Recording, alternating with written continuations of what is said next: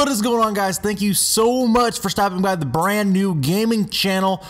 I am so excited to get this thing rolling and get the ball rolling on this thing. But we are here today to talk about the best video games based off of cartoons. Now, if you've not seen the other video on this on my original channel where we talk about the best cartoons based on video games, the exact opposite list, I will leave a link in the description. You guys can check that out as well. But let's go ahead and jump right into this list with number 10, Beavis and Butthead on the Sega Genesis.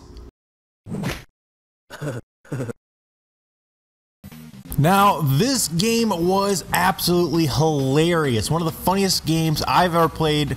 I remember playing this game as a child, and I was kind of a big fan of the whole Beavis and Butthead thing at the time. The basis of the thing is you're getting GWAR tickets to go see the band GWAR, and they get stolen, and you have to go find them, and it's all kind of funny things. And it's just total Beavis and Butthead logic. It's hilarious. I mean, there's lots of chainsaws and explosions. Weapons are like burps and farts and baseball bats and all kinds of fun stuff. It definitely deserves a spot on our top 10.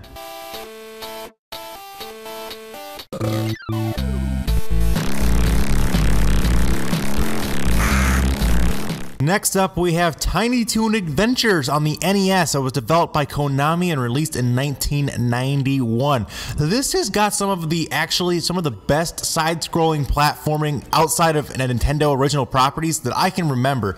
I remember having this game not only on NES, but I also had it on Game Boy. I believe it had many reiterations of this game. I remember one on the Game Boy Advance as well I had, but this one was the one I liked the most on the NES. It had very solid controls, and the scrolling and the platforming was second to none. Really solid game, deserving of its spot on our list. Coming in at number 8 on our list is SpongeBob and the Battle for Bikini Bottom, which was released for Xbox, the original Xbox, PS2, and GameCube in 2003. And this game was like kind of an open world, kind of collect 'em kind of game with a really good story.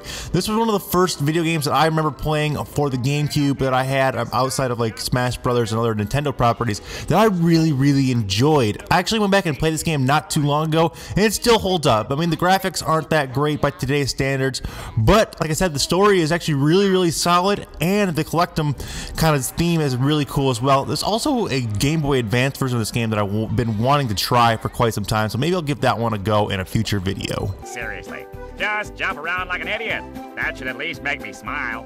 Next, we have The Adventures of Batman and Robin on the Super Nintendo. Now, this is one of my favorite superhero games. Sadly, a lot of superhero games such as Superman 64 and others are just not that good. But this one is definitely one of my all-time favorites as far as superhero games go, and as just Super Nintendo games in general. Now, this game was developed by Konami and released in 1994. However, this game is actually pretty sought after and pretty rare and really expensive. So if you feel like playing it, I recommend that you download it onto an emulator.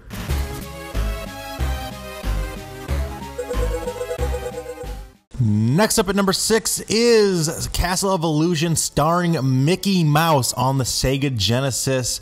This actually just got a remake, an HD remake on the PS3 back in 2013, so that's how good this game was. You know it had to be that good because they remade it in HD, and I recommend playing the HD version. It's really good and really clean, and it's a lot easier to find than the actual one for the Genesis. But this is a side-scrolling game developed by Sega and originally released in 1990. Like I said, great controls, great storyline, and for the time the graphics were really good, but I would recommend playing the HD remake if you're looking to play it for the first time.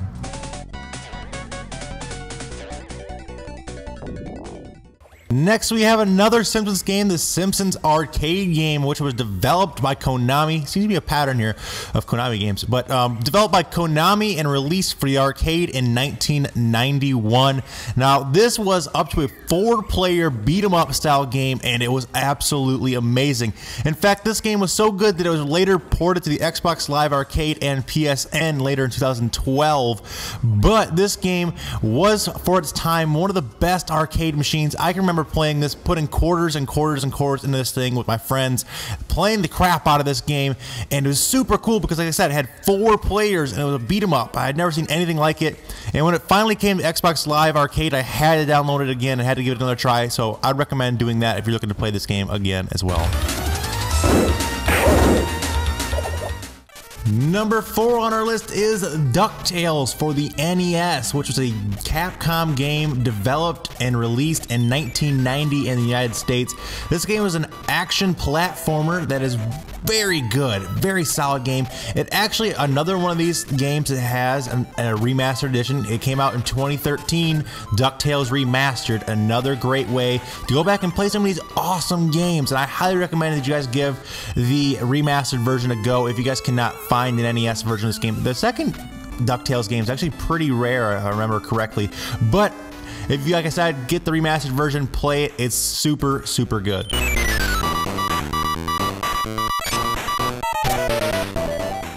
Next up, we have the Dragon Ball Z Budokai series. I believe there were 3 of these games, and they came out on the PlayStation 2, the GameCube, Xbox 360, and other consoles.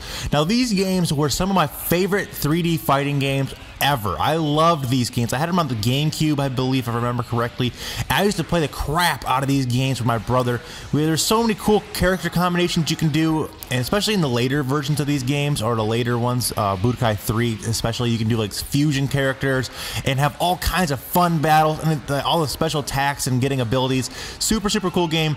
I would put it just a little bit ahead of the Dragon Ball Xenoverse game, because I do have Dragon Ball Xenoverse and I do like it, but I like these games just a little bit more, mostly because of the nostalgia factor for me. And our runner-up in this list is Simpsons Hit and Run, which is an action-adventure game based on The Simpsons. Now think of this as kind of like a Grand Theft Auto, but only in Springfield with a little less violence. This game's actually super good. I love the gameplay aspect of this. Like I said, you can drive cars, you can do missions, or you can just free roam the city collecting things. There's lots of things to collect, lots of missions to do.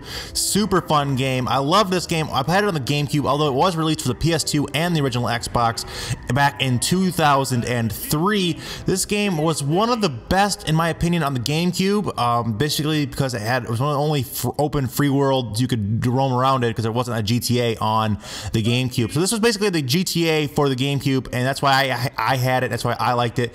So it's definitely deserving of our runner-up spot on this list. I'm endorsing a new cola, kids, and this one isn't poisonous to anybody that we know of. And finally, our number 1 video game based on cartoon is South Park: The Stick of Truth. This game is an absolute masterpiece. It is like watching a South Park movie with your character inside of it. It is so funny. I've played this game through maybe 3 to 4 times, completely all the way through, and I still find things I didn't find the first time, and it still makes me laugh. There's so many funny moments in this game. If you guys have not played this game, please do so. It's available on Xbox 360, PS3, and other platforms. Very, very solid game. It's an RPG, a turn-based RPG, but it's so much more than that. It's got all kinds of collectibles and all kinds of side quests you can do. On top of, like I said, it's so funny. It's just funny. It's all of your favorite characters from South Park, all your favorite moments put into one, and you get to play alongside it. One of the best games, period, of the year in 2013, not just to mention a top our list. But that's all we have time for, guys. Thank you guys so much for taking your time to watch this video. If you guys could subscribe to this channel, this is my 2nd channel, please do so. Also, if you guys want to check out the video, like I said, the opposite of this list, over on my original channel, you guys can check that out, link in the description and the end slate. But like I said, drop a like if you guys like the video. It also helps me out tremendously. As always, guys, have a great day. Remember, it's Kamek time somewhere, and I will speak with you soon.